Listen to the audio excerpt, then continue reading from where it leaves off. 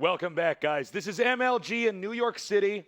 I am so pumped to get these games going. Our first match is going to be Marineking against Parting. It's going to be pretty epic. What are your predictions? I feel like Parting's going to take it. I am a huge fan of his PvT. I think it is the best in the world. Of course, Marineking, obviously best TVP, so we're just going to have to see who can take it. But very notably, the map is Entombed Valley. Yeah. This is the map that the GSTL drama happened on, that the regame happened on. This is the map for these two players. And to start out with this, it's wonderful. And don't forget, even if it's a 2-0, we're getting that game number 3. Every game will be played. Yeah, and I really want to hammer that home here because it is, again, almost every other tournament is a best of 3, but because of the round-robin format, we're going to make them play 3 games each. And Artos, are we ready to get this game going? I think that we're ready, Tasteless. All right, so let's do this. Parting against Marineking Prime here in the MLG Spring Arena. There's a shot at both of our players now. Look at those ratios. 81%.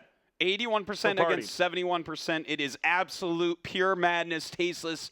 These are the 2 best players at this matchup in the entire world fighting each other for our enjoyment. The world is fair after all. StarCraft 2 being broadcasted around the world. In the in the bottom right, in the red, we have an MLG champion. Can he do it again? His ID is Marineking Prime. And in the upper right, in the blue, we have a legendary PvP player. His ID is Party. All right, Tasteless. Top right versus bottom right. A little bit close. You know, for a longer game, you're going to want diagonal positions, but that's fine. Right. Now, what builds will they do against each other? These two just keep meeting in tournaments all the time, you know, in Team League, whatever you may have, because they are so good and they go so deep.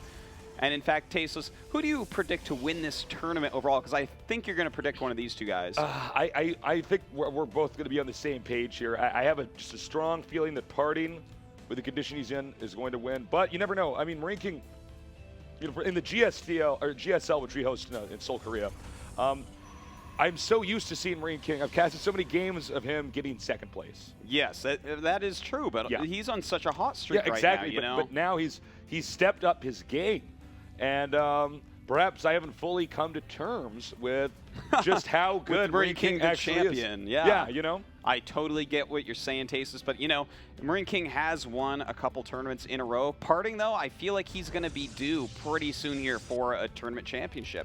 He's just been playing phenomenally. Of course, he hasn't been around as a high-level name for nearly as long as Marineking, but I'm feeling him for it. Yeah. But this is actually a very telling match. You know, the person who wins this may, in fact, end up winning the whole group. And if you win the group, you start out way higher up than everyone else.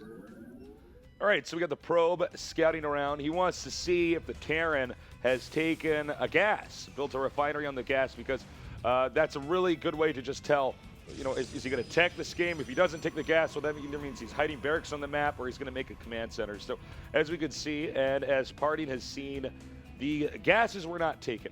And the probe hiding behind the tree will, in fact, be killed now. Well, you know, this is very interesting that he's going for a second gas. His probe basically did scout everything out, and it really looks to Parting like we're going to see just a quick expansion out of Marineking, which is, in fact, exactly what we're seeing here. But Parting with double gas, he has something planned here. I really do wonder what it's going to be. Yeah, I'm very curious. You know, there's a lot of different options for both Protoss and Terran in this matchup. Even though the Terran's build, the quick expand here, there's still a lot of different ways you can take the game after doing a fast expand. It's a very, very flexible and dynamic matchup. True that, Tasteless. Now, what is Parting actually going to go for here? Is it going to be some sort of crazy Stargate play? Is he going to tech up into a Robo? I don't know yet. We haven't making a Zealot, so it could be a one-base Colossus all-in. That would be my guess as of right this second. And in fact, it looks like that is exactly what it's going to be. Wow. Marineking. Oh, look at this. All right, so the Robot's going up. He's going to be able to get 2 Colossus with range, non-stop Zealots, and then start warping in things like a couple Sentries and some Stalkers. In the meantime, no gas yet for MKP, and he's making a bunch of barracks. So off of this 4 barracks play, he's going to have a lot of Marines for pressure, But that is not what you want to do against what Parting is doing. Parting's build is almost a hard counter against Marine Kings. Well, he's in great shape as far as build orders go. The beauty of this build, if you're going up against a fast expanding Terran, is that the Colossus will melt the Marines. It will melt them, and you're not going to have stim. You are going to have very few Marauders, if any. You won't have a single Viking. You won't have a medevac. You won't have siege tanks. Exactly. That's just how this goes. So I'm really excited. There we go. He is, in fact, going for that build, the one base Colossus rush, and going to add those 2 gates, of course, so that he can continue to pump out units. This is a complete all-in from Parting. No chance, really, to ever go into an expansion or anything like that. Well, let's see. You know, Marineking does have, if not, I was going to say some of the best, but perhaps the best unit micro in the game. That's fair to say. Micro, of course, being, you know, just the ability to control your units and, you know, utilize them as much as humanly possible. I mean, you know, even when we were seeing Marineking win in that last MLG that we casted, he was engaging in situations maybe he should not have even engaged in, but he was controlling he's controlling his army, so well that it just did not matter. Now we see the Marines are moving out onto the map. Now this is an important moment, Tasteless. He has to micro these very well. If he can actually kill off... Oh no! Parting actually already losing a Zealot and not microing well so far. He has to hold this. He can't take too much damage before that Colossus is out. If he loses too many units, then Marineking might be able to actually go ahead and deal a lot of damage. The problem is that the Zealots and the Stalkers have to tank some of the damage for the Colossus, but they're being killed off before the Colossus can even get out here. As you can see, Marineking doing exactly what we said, controlling his army so damn well, and now being up against the ropes, it looks like. Parting in a lot of trouble. The Colossus does pop out, but he's lost a lot of units and a lot of probes, not holding this rush quite correctly. Oh, well, I'm really curious about this move here to attack the Nexus. I don't know if that was the best move to do, but we'll see. We got the Colossus taking some damage now. Looks like Parting barely survived that. Well, that's a 14-kill Colossus, but yeah, a lot has been killed here. 11 probes were killed, 10 in that rush, and that's just too painful. You know, I really wonder if the reason why Marineking pushes out is so that you can kill somebody doing that build.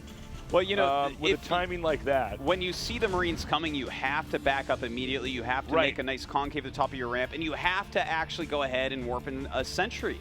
If you don't have a sentry against that, then yeah, he's going to be able to walk up quite easily. Exactly. And of course, that's going to slow your Colossus build down, but the Colossus is so good against Marines that it's not as big a deal. All right, he's got to be careful here.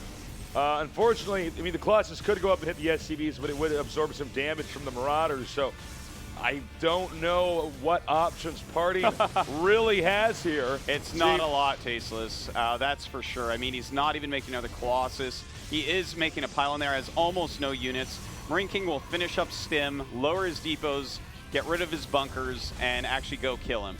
Yeah, he can actually just unload and bum rush that. You're totally right. But once Stim finishes, I think he's just going to go in there. And it's kind of funny to see that a build that's supposed to hard counter a fast expanding Terran was dominated so easily by the genius of Marineking Prime. And that's it. GG. Great game. Well, I tell you, Tasteless, that was Marineking being Marineking. He can do anything to anyone and make it work. Of course.